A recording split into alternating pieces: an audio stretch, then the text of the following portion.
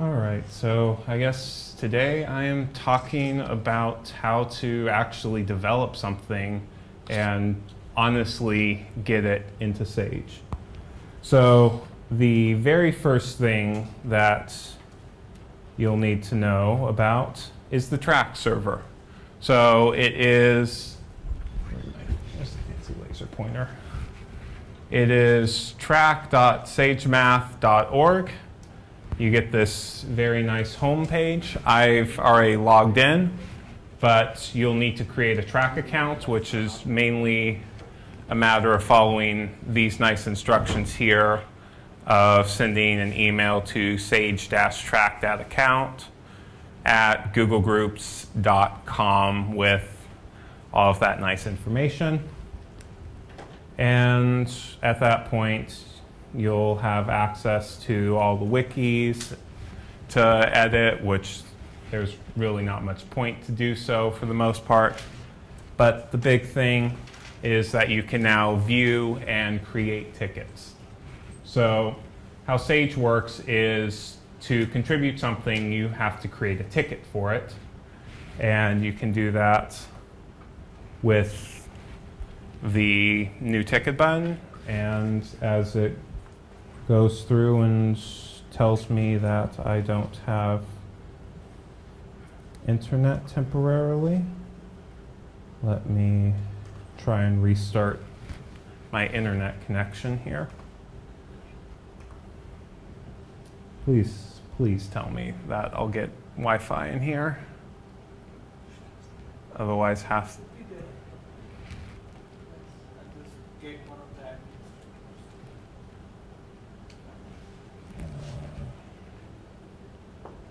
so since this doesn't seem to want to find any internet connection, I'm stealing it from here. And of course, this cat cable is not long enough. Universe hates me. You have to have a longer... Maybe I'll call... we can call the back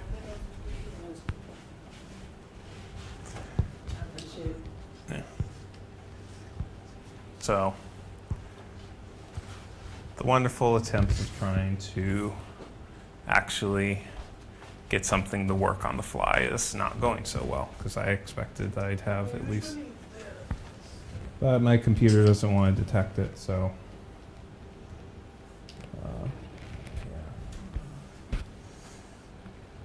We'll have barrels of fun with this.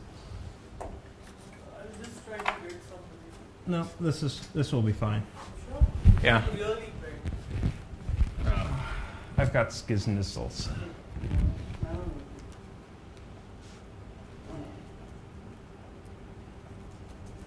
Just need to re-log back in.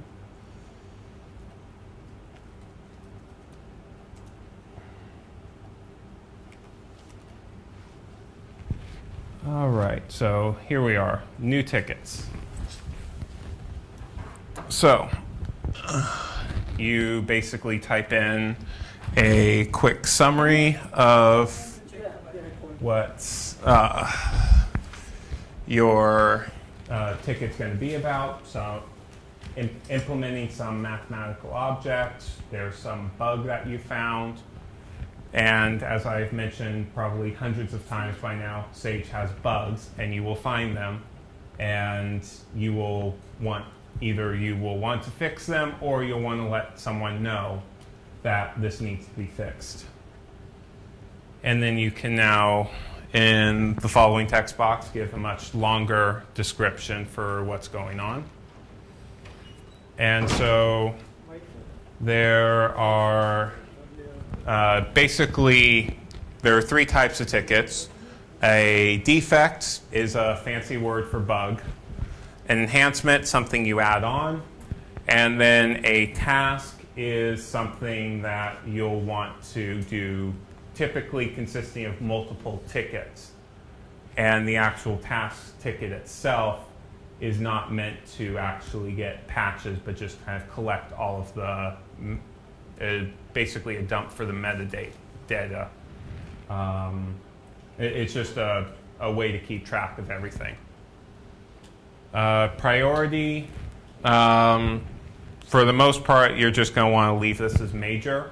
If it's something that like absolutely is breaking Sage through and through, like 2 + 2 is 5, then it will be a blocker ticket because we never want to release anything with that major of an error, you know, just glaring at you in the face.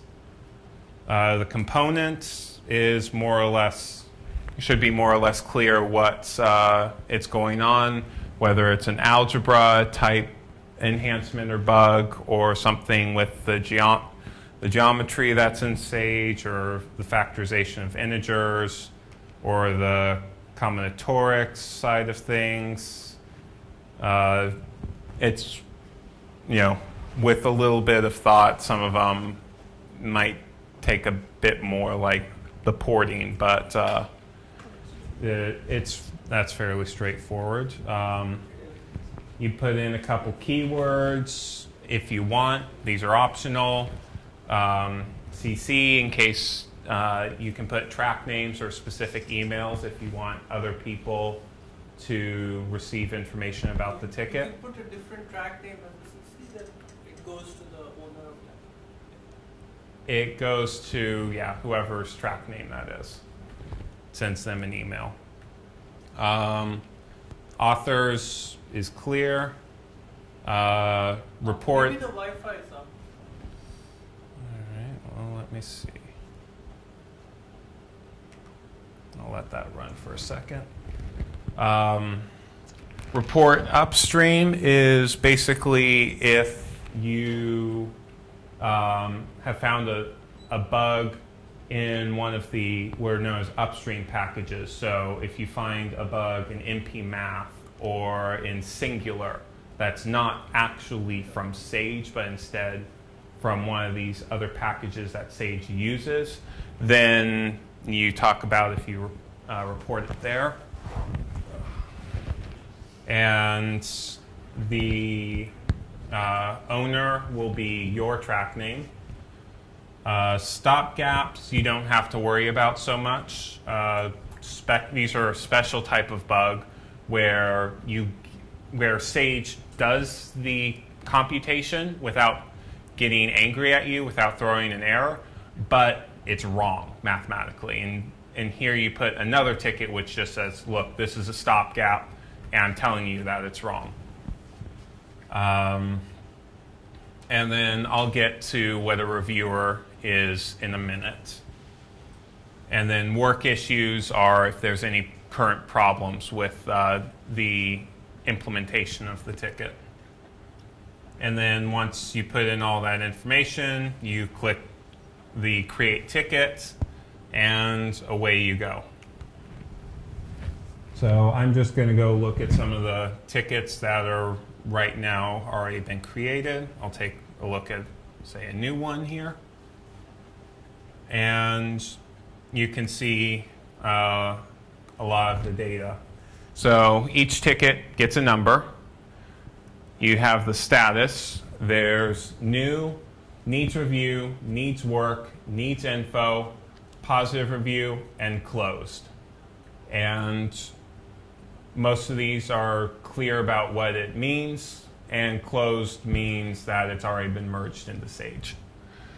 And then creation date, when it was last modified, what component was in, comments, authors, whoever gave the last comment, and then the summary description. And my computer still cannot find the Wi-Fi here, so oh well.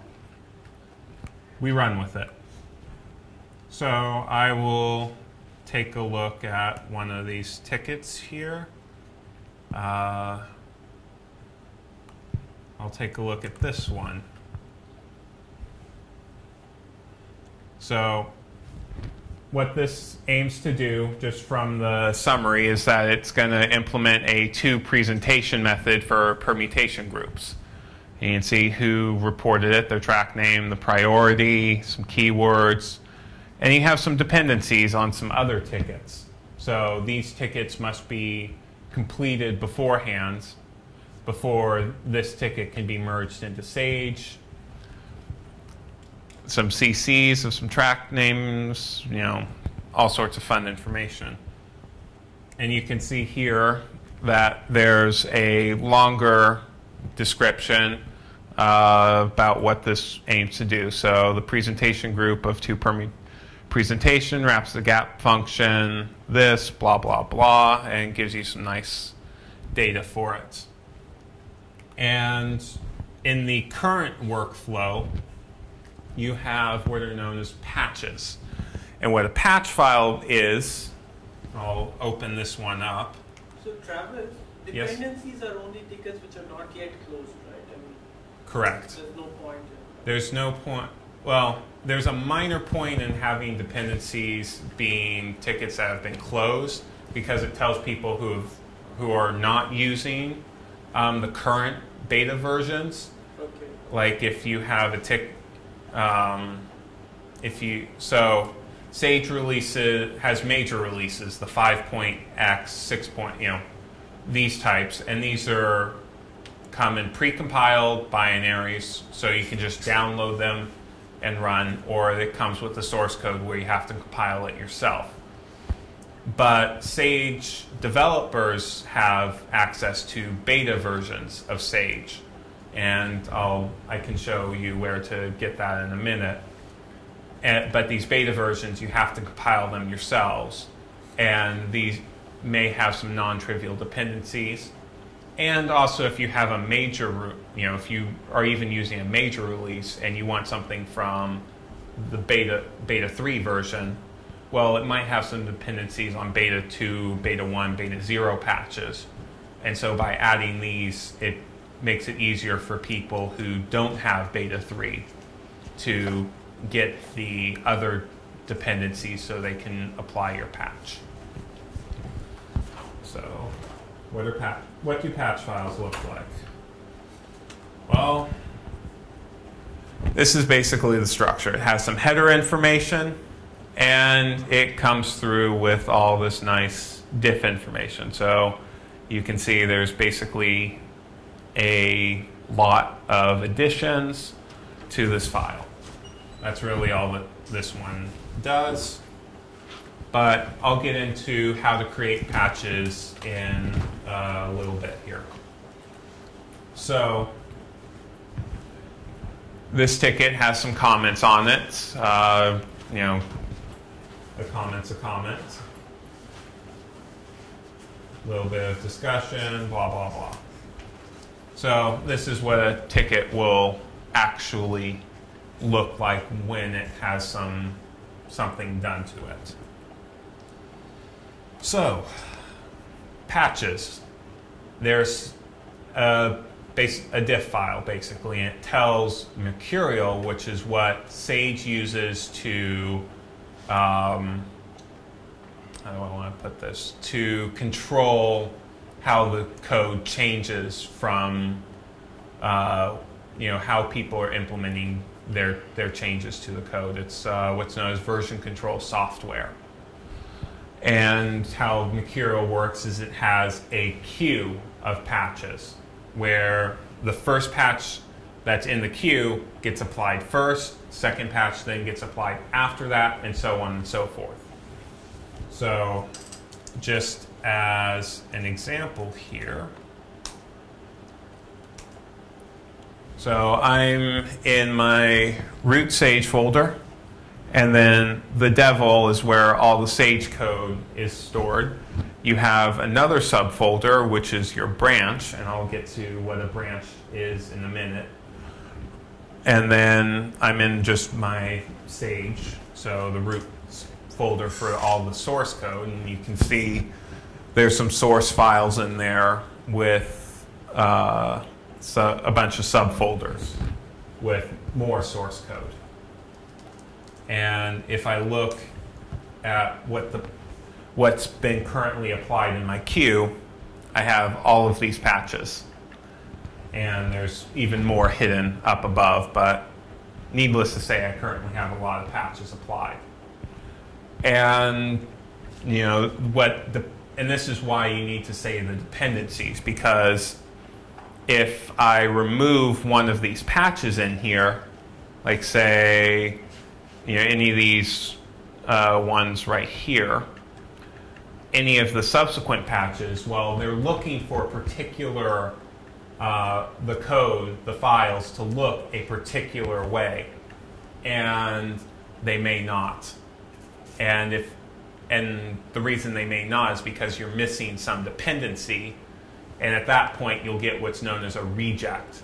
And Mercurial will say, look, I don't know how to actually apply this patch because the file is different than what I expected. I can't figure out where to put this. So maintaining what the dependencies are and having them in place is very important. So this remove is just a patch name, it's not something that Mercurial is. Right. These are names of patches right in here. So let me go into my Commandant folder, because this is the folder where I live, breathe, eat, sleep, and drink, and whatever else comes to mind. And let's look at a file. Let's open up Galfond Settler. Oh, let's go something a little easier. Let's look at the permutation file. It's a big file, so there's just a lot of data in there. Now let's go along here. Let's see if I can find something interesting. So you can see all the source code and all the goodness from it. And I look here and I see this doc string. And it's kind of a bad doc string. Check set input is not a mess is very, very informal. Too informal, I think. So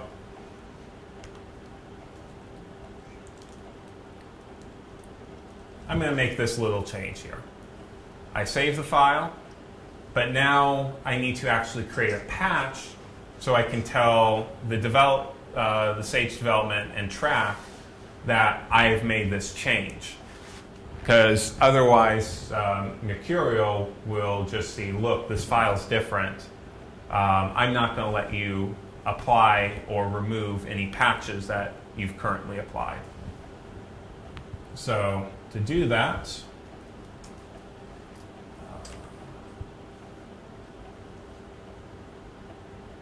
change that so it's a little less obscure.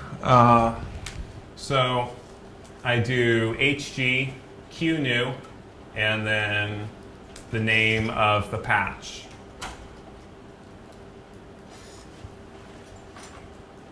And the format of the patch names typically go track, underscore, and then the number of the ticket, and then a dash, and then in lower cases with underscores representing spaces, some slightly descriptive name, but keep it relatively short, and then dash, and then your initials, dot patch. And so if I go Qnew, it takes my current changes and puts them into a new patch file. And I can see what files I've changed, or all the changes to my files, by doing calling Mercurial. So how I have Mercurial set up is just using the default version that comes in Sage. So I have to do sage-hg, and then I feed the command qdiff, and it shows basically what the patch file looks like currently. So this is since the last time you said Qnew, or? Since the last time No, this is the changes that are in the patch file. So I can look in particular. The patch file name, right? Yeah. So it only the changes in the patch. Yes. Since when?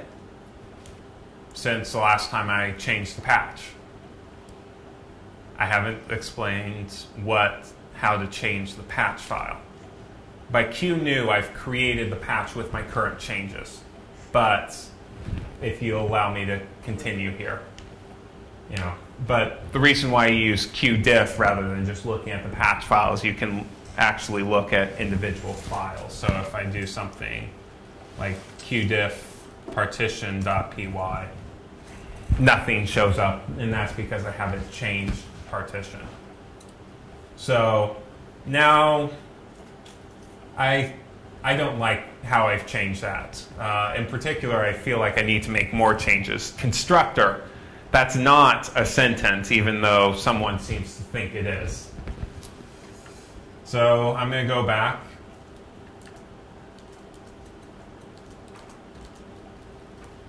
And make a little change and say this is the constructor for a permutation. Now it's a sentence, and it follows docstring conventions I'm not going to talk too much in depth about. They're all listed online under the development guide, which I'll get to at the end here. So now I save the file. I go back. I run Qdiff, but you can see this is what the current difference is right now. And if I run status, though, it tells me that I've made changes to permutation since the last time I've changed my patch. And then there's this extra untracked file from the demo I was doing beforehand. So I'm going to add that demo file to the patch and tell the patch that it needs to track this file. So I just do, the command is just add, and then the file name. And to actually change the patch, so if I look at, just do a general Qdiff, let's write,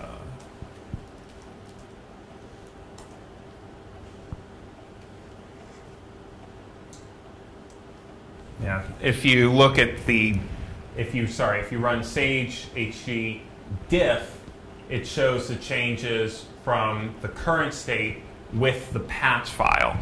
Because you see, if you look here, it says something reasonable rather than a mess. So, the current patch has this something reasonable in it. So it's looking at that difference, and then I added the demo file. So to actually change the patch, you do qrefresh. And then yes, because I want to change this patch. And now if I go status, there's nothing because there's no differences with the current version of the patch. Qrefresh changes the patch itself. So there are 3 levels. Would it be correct to say there are 3 levels where your code is? Like, so first there's the code that's like in your files, like demo.py was in your files. Then there's the stuff which is, so then you have this thing called a patch. Okay, I'm just trying to understand. So you have this thing called a patch, but this demo.py was not in your patch, right? Yes. So then you added it to your patch, but it's still not built into Sage in the sense that it's not compiled. Is that right? No, it's compiled into Sage because of what I was doing last week, but okay. It's not going to be released with the next version of Sage because it's not been put into a ticket yet. Okay, so those are independent things. Correct. Whatever patches you have, unless they get merged into Sage, which means you put them on track, which I'll show to how to do in a second, and that ticket gets closed and merged, then it will never be released with Sage. But patches, sometimes it's useful to have patches in your own local patches because you want to write some experimental code that you sometimes don't want to have applied because it goes and it changes a couple things. Or it's great for when you want to actually just go and test randomly certain parts of Sage to see if you can fix a bug or see if something is a bug or if you can improve upon it, because it may not always work or it may not be worth a ticket. So, but yeah, I've gone and I've created my patch. And then in order to get a patch actually into Sage, you need to give it some header information. So let me just pull back open this already uploaded patch. The patch by default just says HG change set, and then it gives the node ID, which, I mean, you don't really have to worry about this information that much, but you need to actually make sure all of this information actually comes with it. And then you also want a short description of the patch that's less than 80 characters long, because this will be displayed with change sets. So to actually first give it a commit message, which is that first line after all of the metadata that comes with the patch, you can either do it one of two ways. You can do qrefresh-e, in which case it'll drop you into your favorite editor, typically Vim, and then you go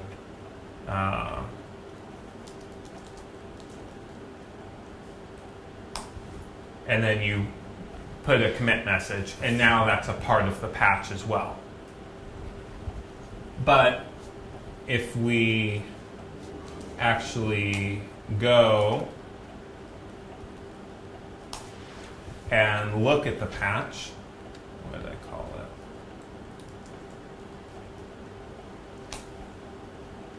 You'll notice that there's still data that is lacking in this patch. So what we have to do is we have to actually export the current patch. So we do that with the export command. I know someone was really original in their naming convention.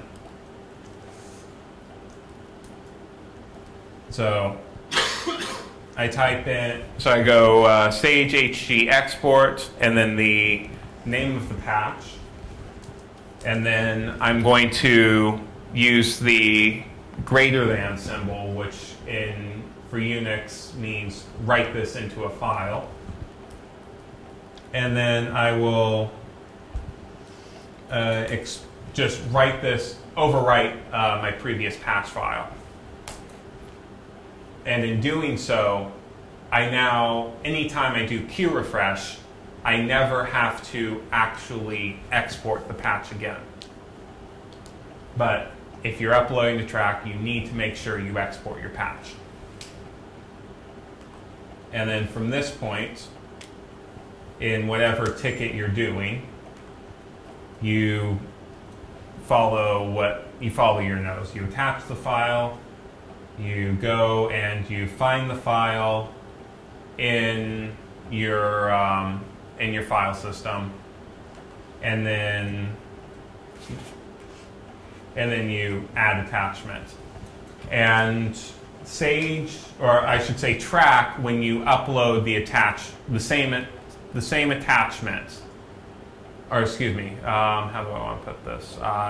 If you upload a patch with the same name as another attachment, it will not automatically overwrite that patch. It will actually add a .2 and keep both of them, which is many times really, really annoying, because you actually will need to tell the release manager which patch to include. So oftentimes it's better just to click that replace existing attachment of the same name, because you cannot delete patches that have been uploaded to track, or you can't delete any file that's been uploaded to track. So, and then you'll upload it, you'll go down to modify ticket, you'll set it to needs review, and then submit the changes. And at that point, you're just now looking for someone to review your patch. So like math, it needs to be done by in this case, independent. Gets some big quotes around it. I've seen that. Independent reviewer. But in this sense, you'll actually know who's reviewing it, because whoever's reviewing it, their name goes in the reviewer section. And sometimes you'll have multiple reviewers, or you'll have two people who write the patch together and then cross-review each other's part of the code. This happens every once in a while too. So don't suddenly freak out and go, what's going on, when you see both names as the authors and both names as the reviewers. But most people try to actually avoid this, so there's less bugs and problems that are actually introduced into Sage.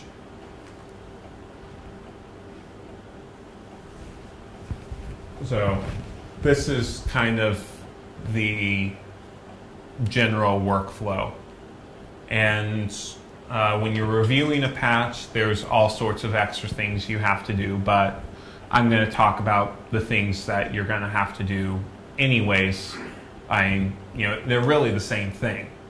The reviewer does and what you do should be the same thing, because you shouldn't put a patch that has bugs up and the reviewer is going to go test your patch to see if it has any bugs. So, in principle, the review process should just be a matter of checking off all the boxes to make sure you haven't screwed anything up.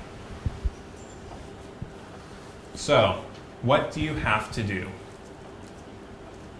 Well, anytime you add a function, it must be doc tested. So, I've changed this. I've changed the patch file and the export. I get all my fun data up there. Anyways, so here, really this is just a stupid little demo example, but typically you're going to be fixing a bug or doing something more than just changing one line of a doc string. So at that point, you'll need to actually put a test showing that you've actually fixed the bug, or your code works. And every function that you change must have some kind of doc test that demonstrates at least gives some demonstration of what your function should do. Even if it's the most stupidest little tiny helper function that takes two integers and adds them together, it still needs to be doc tested. Let me say that again. Every single function and method that you implement must be doc tested. And there's a simple way to actually check that.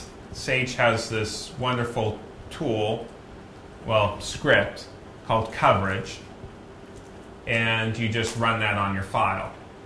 And you can see this demo file, there's no documentation to any of these methods, if you remember from Friday. So, of course, they're not going to have any doc tests, and subsequently, there's no doc test coverage for this function, or for this file. And because I added each one of these functions, I have to actually go doc test each of these functions. And then after that, you do sage-t on all files that you changed. So I'll do sage-t on the demo file, and this runs all the doc tests and checks them against the output that's available, or the output that's expected. So just to show you what I mean, for example, here's a doc test. Permutation of 1, 2, 3. And then and it starts with the sage. And then anything that does not start with the sage is assumed to be output from the lines above it. So if I run permutation 1, 2, 3, I should expect to get back 1, 2, 3. And, well, great. All tests pass in this little demo file, but there are no doc tests, so it's kind of vacuous. But for non-trivial files like permutations, this will take some time, and you might get doc test failures that you need to go back and fix. If you expect a change in output, then you change the doc test itself. If it's not, because your code somehow has introduced a new bug, then, well, your patch is not going to get into Sage, and so you'll actually have to, this patch will actually get put as needs review, or from needs review to needs work. So you'll have to go and fix all bugs and make sure you don't introduce new ones, at least up to the level of doc tests. That's not to say that you can't actually get around this by kind of sweeping any new bugs you've created under the rug by having bugs that aren't doc tested. So the doc testing framework is not universal, but it does catch, I'd say, like 90% of any 90 to 95% of bugs that you'd introduce. And it's also useful, like if you know what the output of your method should be, then you can write that in as a doc test, and then every time you make a change, you can just do sage-b to rebuild Sage, and then T to test whatever file. So I don't see too many like doc tests which actually try to break the code. I mean, you need to try hard to break the code to really eliminate bugs. Is that like just something you should try to do for every doc test? For any well, doc tests should be more, they should cover a bunch of more standard uses, because a lot of times there are examples to the user showing what this function's capable. I mean, they serve dual purposes, but when you have private functions, those with a leading underscore, then you can be a little more corner case and really try and break the code. But at the same time, you don't want to have doc tests that take a long time to run. But they don't actually get run again, right? I mean, once they're just run. They get run every time you try and test the file. Right. So it's not really. I mean, I have included like some doc tests that take several seconds to run, similarity plus types, and they don't actually show help with users. They just test that it does what is expected. Well, so just not sure whether for you can put tests that take a longer amount of time, but when you do that, you actually want for the tests that take longer time, you want to do hash long time, and this tells the Sage doc tester that this should take a long time, and to actually test all, when you just run sage-t, it skips all of the long tests.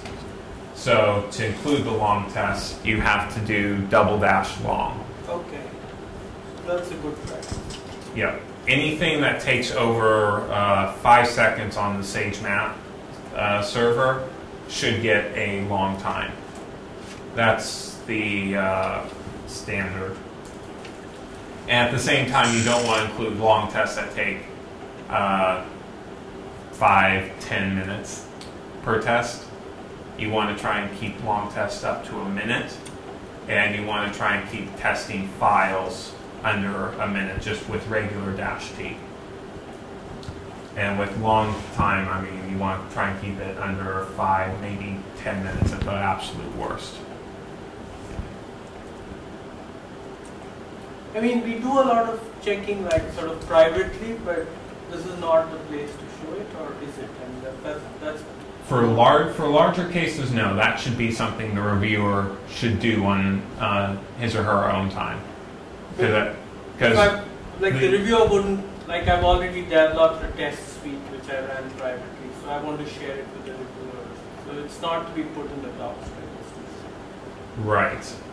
It's something, I mean, where the reviewer should be able to know more or less kind of how to test it.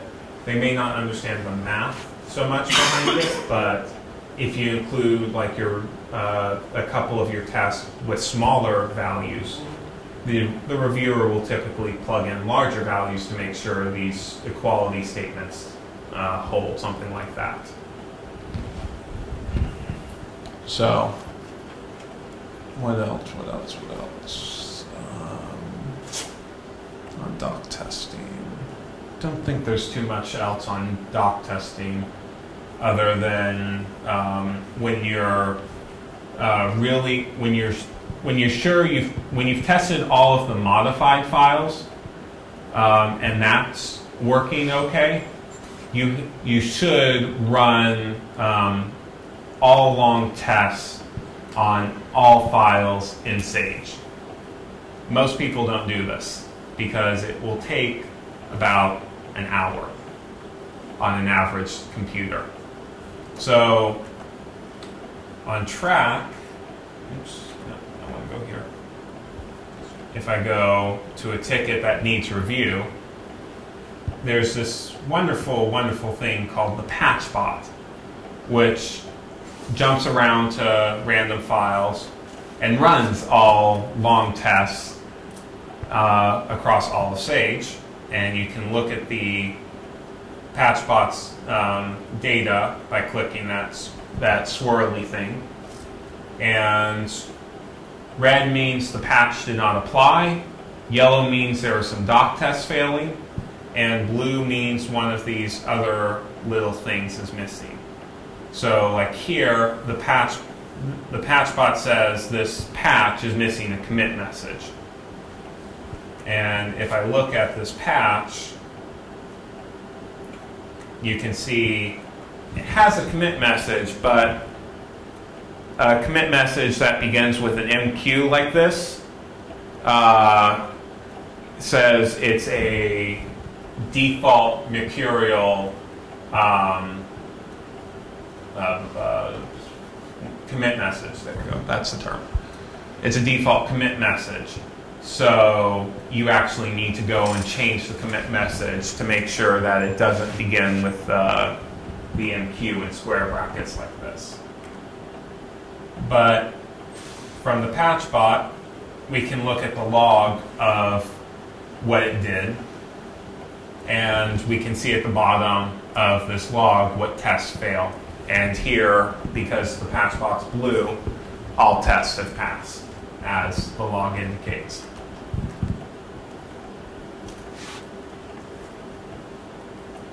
So that is the basics of the doc testing framework, but a reviewer is also going to look at the documentation, and you cannot introduce any new doc building errors. So to rebuild the documentation, you first need to rebuild Sage with your changes, because otherwise Sage won't know what changes have occurred, because the doc testing or the doc builder actually starts Sage and runs and looks at the documentation interactively, as opposed to the doc testing framework, which does it on the files themselves and does it statically. So to rebuild the documentation, you do sage-doc build, and then you go to one of the subfolders. Typically, this is going to be in reference because you've changed like a reference file, like Python or permutations is in ref. And then from there, you even have another set of subfolders, which corresponds more or less to all the subfolders in the just the /sage in that folder there. So I can do reference/combinant, and then more or less you want to look at the HTML documentation. So you do HTML after that.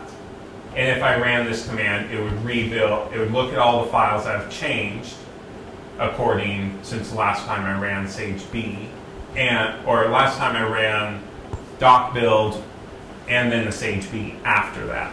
I rebuilt Sage after that. But if you had a new file in there, then you would have to tell Sage where the documentation goes, right? Right.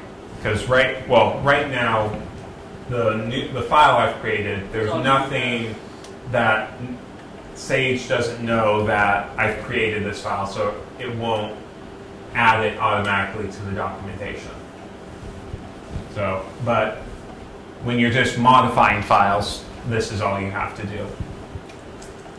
But as Omri pointed out, I've added a file. So I need to go to the doc folder. It's just under my sage-combinant. It's not in the source code folder, which is the Sage one. It's in the doc. And you can see that there's a folder for output, and you go in there to look at the built documentation, in particular your HTML. But here I'm going to go into the English, and then from there I go to reference, and right here is basically all of the various branches of the documentation that you can rebuild. But as I said, pretty much everything's in reference that you're ever going to want to change. If you write a tutorial, then you're going to, of course, change either thematic tutorials or tutorial. But, you get the idea. And then in here, all of these folders are pretty much everything I can do reference / to further limit how much of the documentation I'm rebuilding. So I wanted to change the combinant folder because that's where my file is, and to actually let Sage know, I need to change the file index.rst in that folder. And so to add it in, you find a nice place where you think it should go, and I will do it like right here. And so I just type the name of the file. So it's in sage/combinant and then demo. So when you generated your patch, you should have done this before, is it? Well, I can just refresh this into the patch.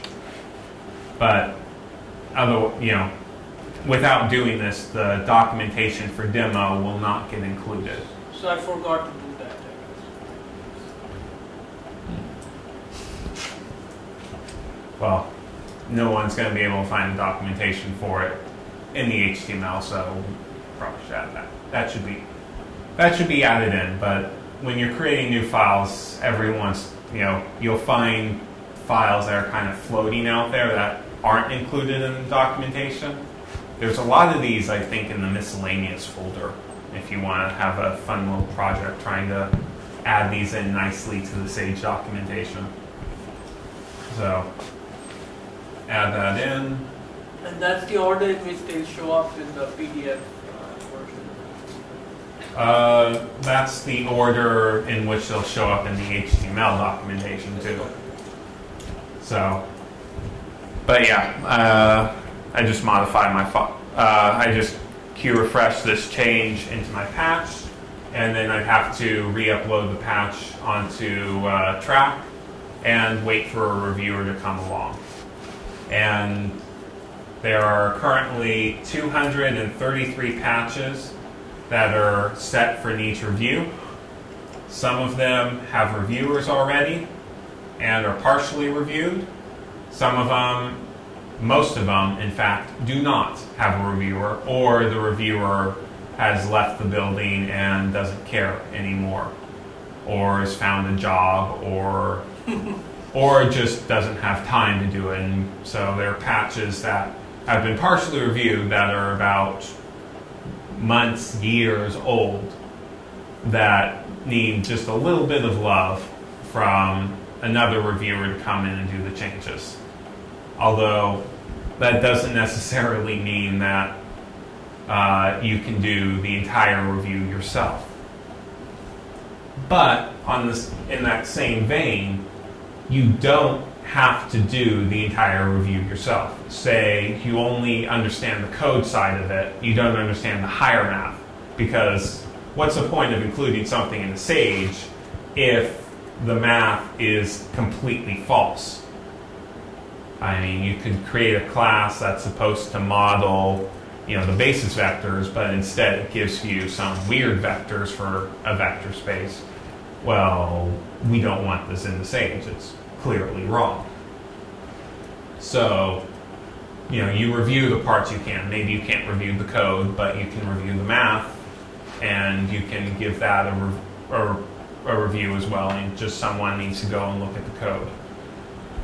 And kind of at the same time, you don't need to completely understand the math behind it to review a patch. You just have to have a decent idea about what's going on, I found, because more often than not, only about 2 people understand, maybe 5 understand what the math is, unless it's a one of the main patches, like partitions or permutations or matrices, because there are a lot of matrix commands that, I think I can tell you how to come about like an LU decomposition, how to actually, construct or go through and compute some examples not via computer, but just doing these things, I can, of course I can tell you what an LU decomposition is and what it means mathematically. I have a rough idea, so I would be confident enough to review a patch that implements an LU decomposition.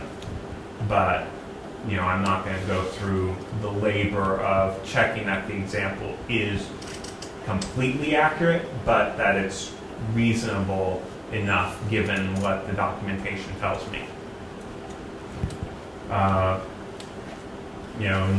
You'll find often people actually just review patches more or less because, the doc tests are correct because the person implementing it has checked the math behind it, which is a reasonable assumption most of the time. But there will be some patches where you look at the documentation and go, I have no clue what this documentation is even telling me mathematically.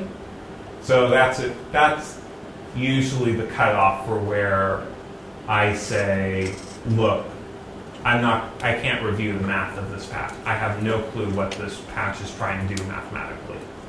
Like a lot of the algebraic geometry patches, for example. I cannot tell you what's going in and finding the smooth torque something or rather.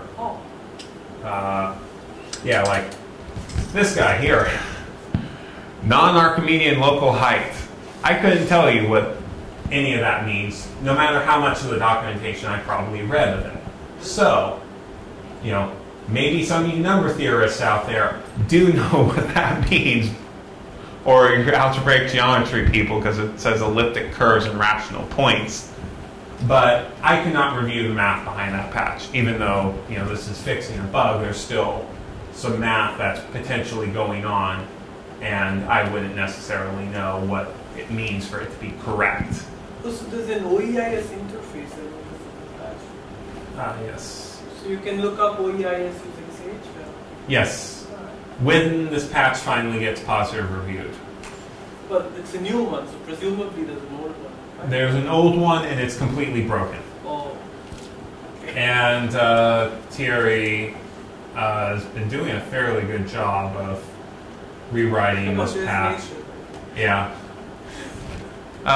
You'll see this guy a lot, and he's infamous for doing these hello. And needless to say, he needs to add an extra R there, so shame on you, Nathan. Shame, shame, shame. He's going to be watching this video tomorrow. Shame, shame, shame, shame, shame, shame.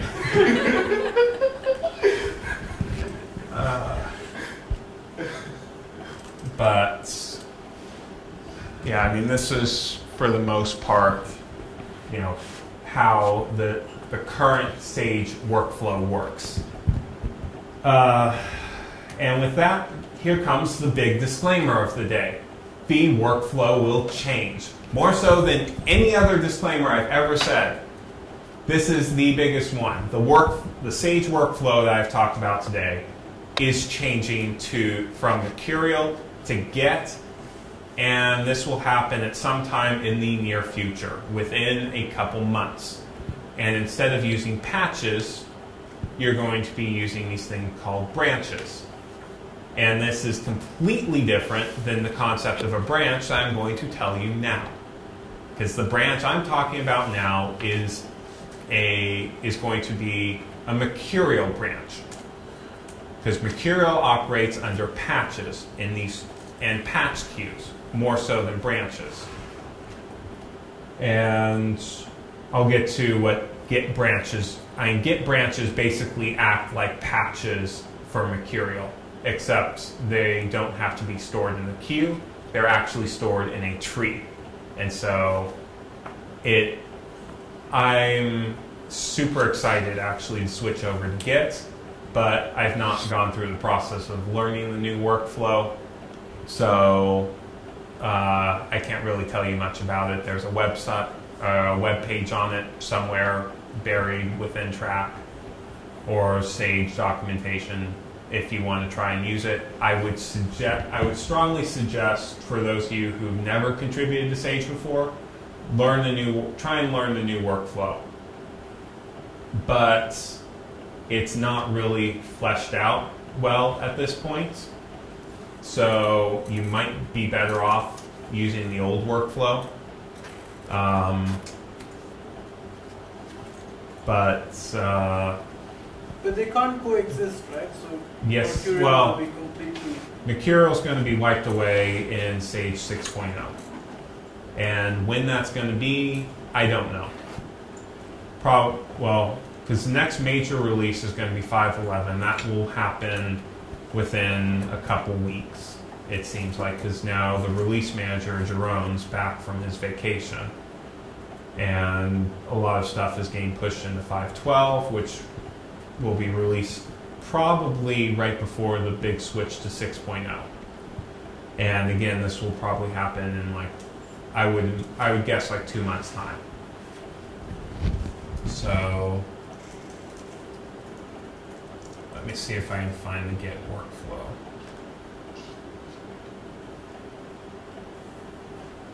Here we go.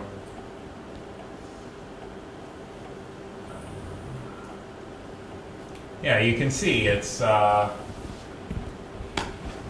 quite short. There's not much there.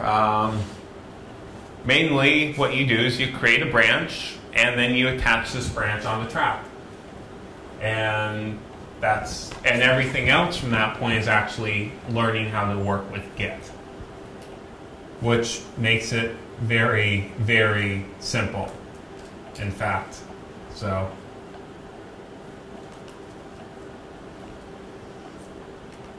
not much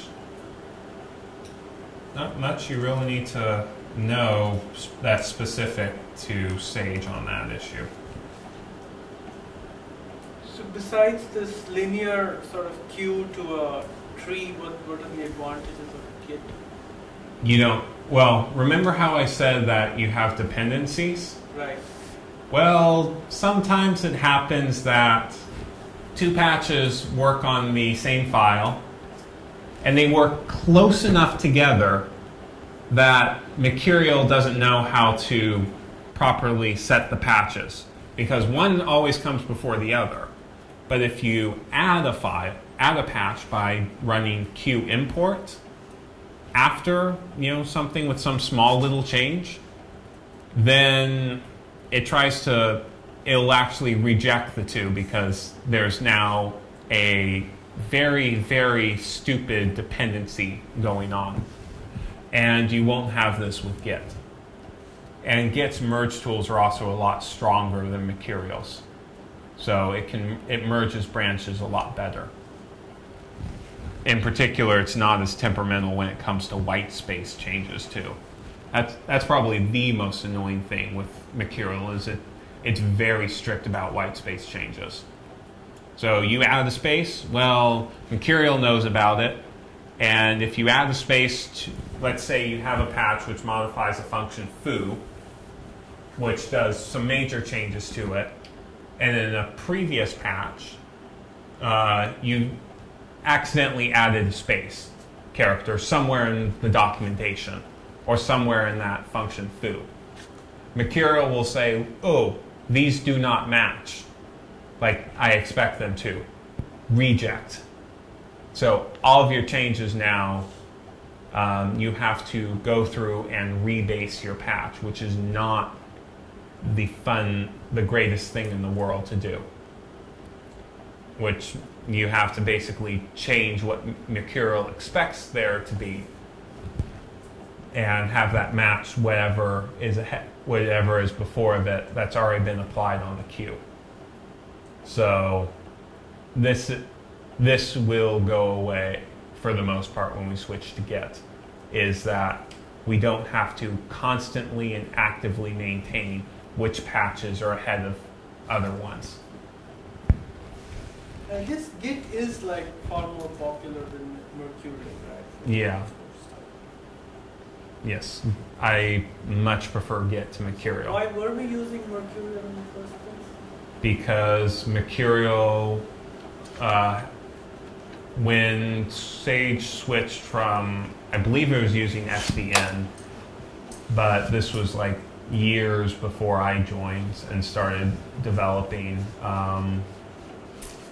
Git really wasn't around at that. I don't think Git even existed at that time, much less to the development that it currently has. So that would be why Mercurial. Mercurial is definitely better than SVN with how it maintains the repository. So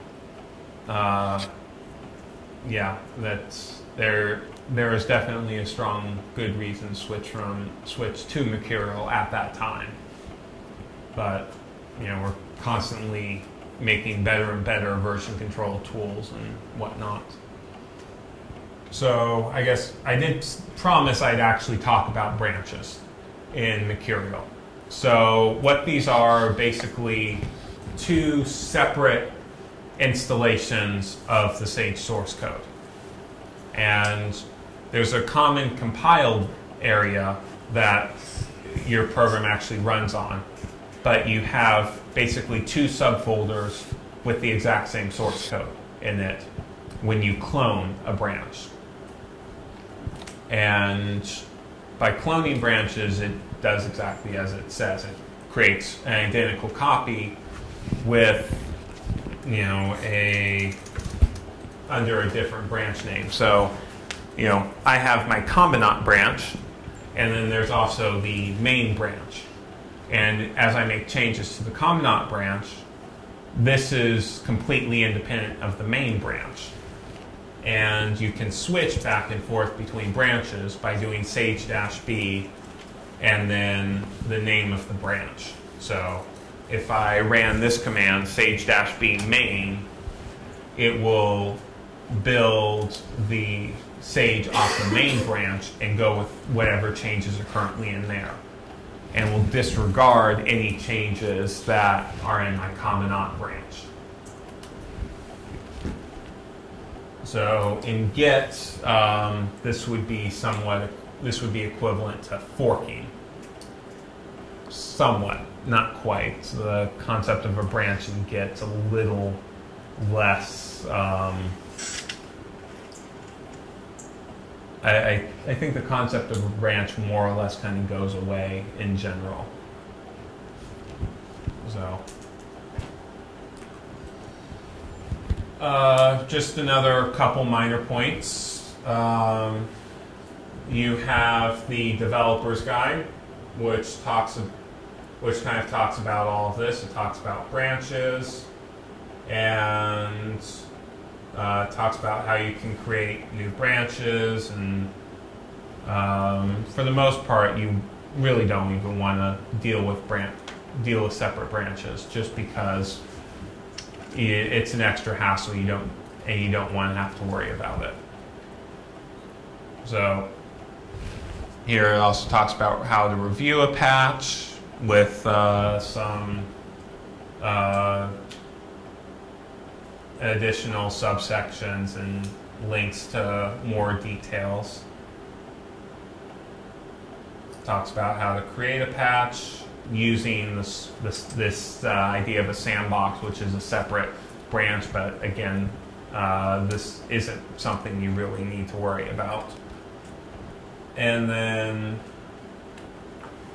in order to actually create a patch, I forgot this, you need to create a -hgrc in your home directory with the following information. In particular, your username. Otherwise, it won't be able to do everything that you really want it to. Talks about the various commands and more or less basically everything I've talked about today.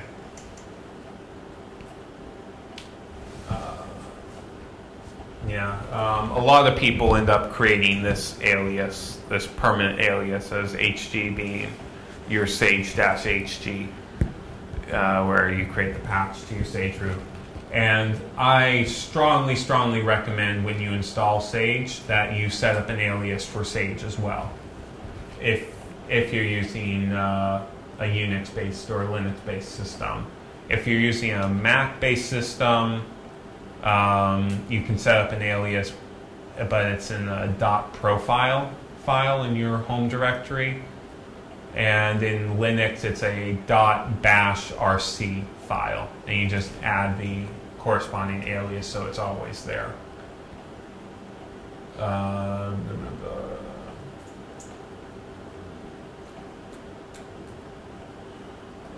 More stuff I talked about. So yeah. So and you can find this under the Sage documentation, or on sagemath.org. Yes. Yeah. So you may have a lot of stuff in your development folders which you've not, which you're still working on, and so you just don't add them to your Mercurial queue, right? And right. You just don't do sage-hg add, and if remove stuff from my queue, how do I do that? From your remove patches. Yeah, like I added it. So you can do sage-hg queue remove, and to add patches, typically the best way to do that is sage-hg queue import, and then the patch file itself.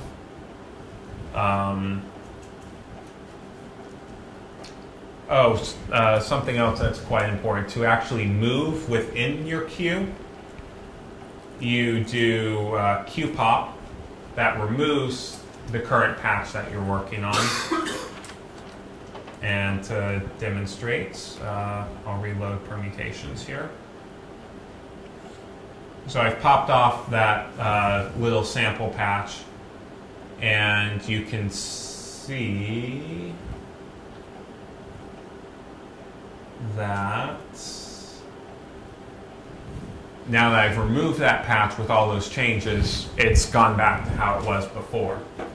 And to add patches, you do sage-hg Qnew push, and this will add patches onto your queue. And if you Qnew pop and you Qnew push, and then with the name of the patch, it will apply whatever patches are in your series, in the series. And to actually change the series in your, so all the patches are located in the .hg/patches folder. And in there, there's this file called series. And in there, you can basically see all of the patches that Mercurial knows about and the order which they're applied. So the very first patch in the series file is applied first, and then the second one it finds, and the third one it finds, and so on and so forth. And why are there blank lines? Blank lines are just spacing. And they're just there to help break up different groups.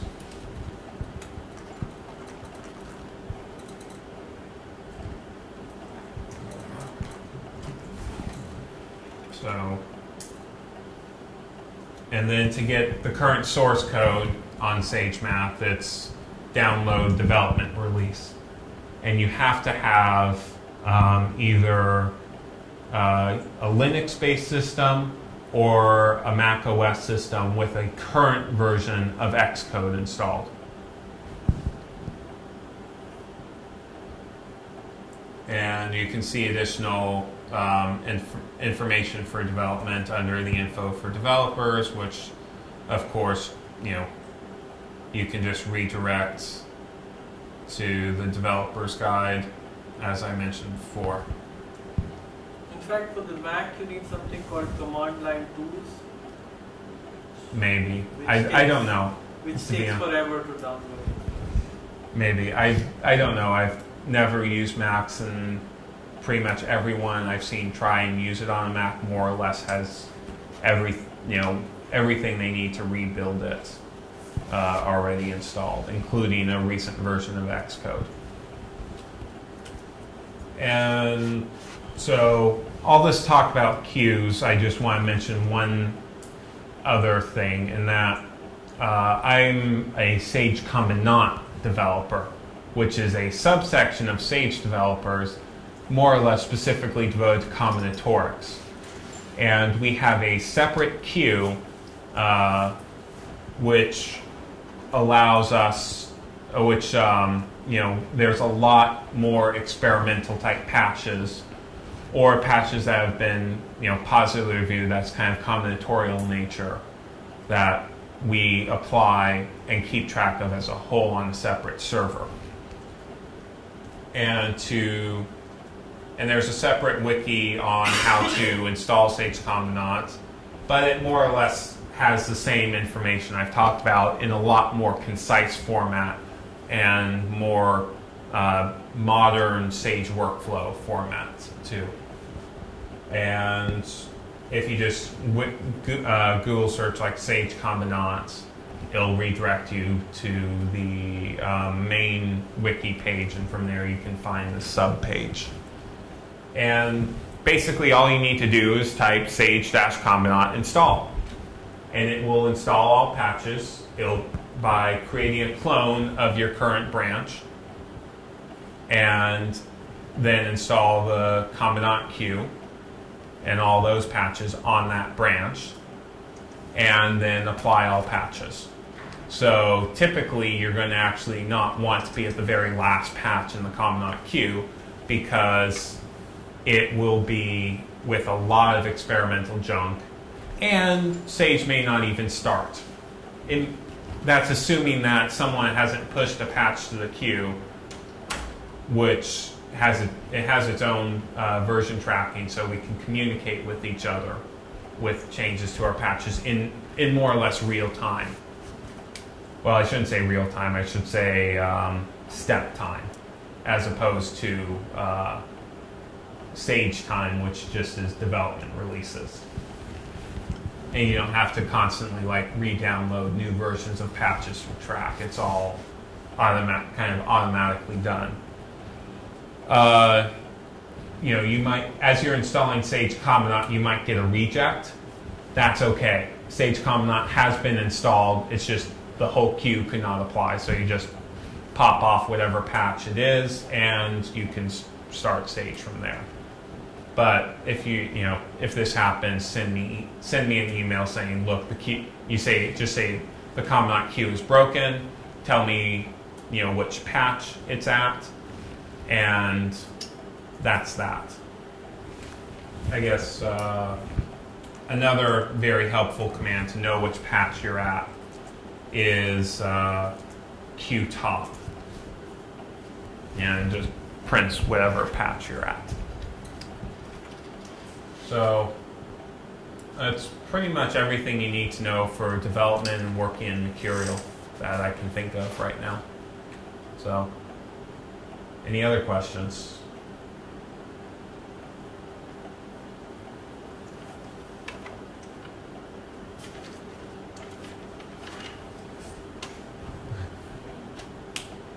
How long have you seen a bug? There is a bug in the code that you have written. What is the longest time that you have taken the bug to fix it? How long you have to fix it? How long have you taken to fix the bug? Like the code that you have written. Depends upon the bug. Exactly. I'm just asking On average? Or maybe what is the longest time that you have to sit for the same bug and then fix it? Well, I can testify that he's very fast. Months. I've spent but that's partly because I'm not devoting complete time to figuring out my bug. And, there's also, but I've spent a week more or less working on trying to figure out the same bug, but, this is a super, super subtle bug. But, I'll spend hours on reasonably hard bugs, and usually it boils down to some stupid thing that I'm not taking into account with Python's idiosyncrasies, like creating a list of empty lists and expecting each list to be a different object where it's really not. Something like that. What I talked about as a pitfall back on Friday. That was hours and hours of my life gone that I will never get back. Because, when you have this little bug, and then it's really annoying when about the simple cases work, but that's mainly because it ends up it doesn't become a problem. And you just have to get a good way to figure out how to reduce down where your bugs are. But if you take into account all the C++ I've done, and some of the bugs with that, I've spent a solid 30, 40 hours trying to figure out some bugs with that. But those bugs can be even more subtle because you deal with memory management and pointers and getting seg faults with that. But that's another topic.